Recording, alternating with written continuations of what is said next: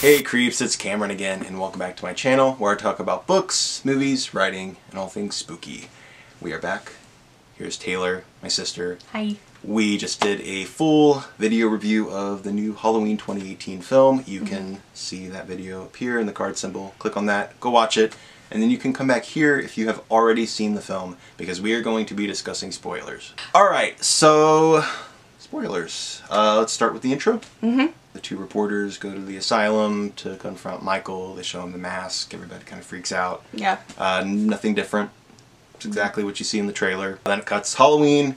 We see the intro and the pumpkin on the left side of the screen. The infamous pumpkin. Yes, only instead of it just kind of zooming in on a jack-o'-lantern, we have a time lapse of the pumpkin going from a rotten pumpkin to the iconic pumpkin that we see in the original Halloween film. Yep. I appreciate the thought. I did really want to see the jack-o'-lantern and it zooming in, but I would have been happy if it was just the jack-o'-lantern. And they were just zooming in on it. We don't need all the fancy editing. No, just they keep had it like simple, like this spotlight on it, and it was just really glossy, and I just felt like a callback instead of it just being another Halloween film. Yeah. Alright, so after that, it follows the reporters to Jamie's house. We get to see where Jamie is now. She is not the same 17-year-old girl that we know from the first film. She's 40 years older. She is tough as nails and mean and very secluded. So it was a really good intro to see where she's at and her current state. And I really like the scene in the bathroom. Me too. It is very suspenseful with him. You know, you see him in the trailer dropping the teeth, but you know the build-up in the actual movie. I liked all of that. Yeah. You see her trying to get away. The other male reporter comes in to see what's going on. Michael beats the crap out of this guy, just busts his face into everything. My face was kind of hurting after that scene. The movie starts following the granddaughter a lot. I mean, we have a lot of scenes that jump back to Laurie and to her daughter, played by Judy Greer. But you kind of think that the granddaughter is going to be a bigger character, just with how much they're focusing on her in the beginning. And then you're kind of disappointed at the end when she wasn't really... She's not that important at all. It was mostly just so that way she would have some friends who Michael can go and kill. And not kill in a very suspenseful way. No. Didn't really feel it. The only time I felt suspense was when the one character was in the backyard of the neighbor's house. And there were the motion lights, and Michael kept on tricking the motion lights. So lights would flash on, and the kids like can kind of see him in the distance, thinks he's just the neighbor, and then the lights will go off, and then Michael's in a different spot. I love that scene. I really like that. And again, that's another scene where he's stalking and playing, you know, and we just didn't get that with really any of the other scenes. Just only a couple of times where he kind of plays with you. There was a scene where he was just stalking a random lady in the neighborhood. All the kids are trick-or-treating. A lot's going on. See that in the trailer as well. Yeah. It was a nice tracking shot. It was very much like classic Halloween. I love that. I wish they would have kept the tracking shots a little bit more in the film. Yeah, and I don't know how I felt about the police officer, kind of... it was the doctor. Yeah, he kind of went rogue. Yeah, that was weird.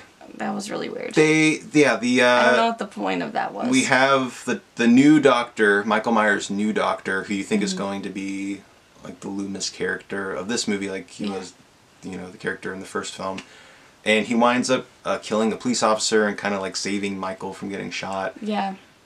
And it's like just this weird little 5-minute segment of the movie, and then that character is killed by Michael, and it just kind of forgets all about that. There was that. And then we're at Laurie's house. Michael's they're kind of rigging up these traps.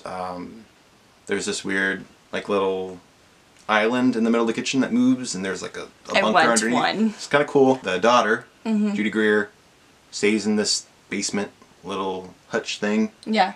Hides in there with her daughter. Laurie kind of goes through the house, looks for Michael. It's this really long scene of her going through the house with her rifle. But at the end, we see Michael try to get inside this little island thing because he knows that the two characters are hiding in there. And I liked this part where he finally tears it open and Laurie's daughter has the gun. She has it pointed up the stairs.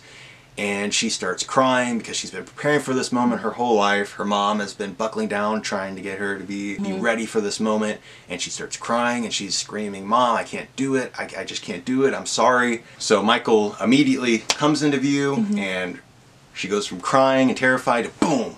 She's like, "I got you." Yeah. And that was an awesome moment. I wish that would have been the end of it. I wish that's what the twist would have been. But of course, this is Laurie's battle. She is waiting for him in the closet. And it's kind of a callback to the first movie where he is in the closet behind her and he kind of slowly comes into view. But instead of that, we have like this light that kind of like shines right on Laurie's face. She's like, "Happy Halloween, Michael." But it just felt like, it's like, why is that light there? Like, where did this light come from? It's like a flashlight. Yeah, it's like they shined a flashlight on her face real quick. And it just it didn't look natural. Like the first movie felt real natural. Like, ooh, he's coming out of the darkness. Instead, it was just like this light on her face. Yeah. So they push him back down into the basement. They all come up the stairs. They trap him in, and they burn the house down, and we never see Michael die. Nope. Could set up for a sequel, which I know they've talked about doing another. And I'm good with having more Halloween movies. But I really feel like this wasn't just supposed to be another sequel. This was supposed to be something really special. Yeah. Something very epic. And it just didn't really have... I really wanted to be cheering and being like, jumping at the screen, being like, yeah. It was lacking. You know, when you have a movie that's like really good on its own, and then it has a sequel that comes out, and it's shiny and new, and it's exciting, but it's just not... It just doesn't have what the first one has. This is... It's what that feels like for me. Yeah. It's not a bad movie. It's not bad. It was fun. It was I'll watch it again. Competently made. I am very curious to see it again. Yep. But could have been better. It could have been. I wanted to walk out saying, yes. That was awesome. It had potential. So there we go. Fire away in the comments. Let us know what you thought of the new movie. And thank you so much for watching this video. I'm glad you joined us. I will post links to Taylor's Instagram, all that stuff down there. You can go give her a follow. So thank you all so much for watching this video. And until next time, later creeps.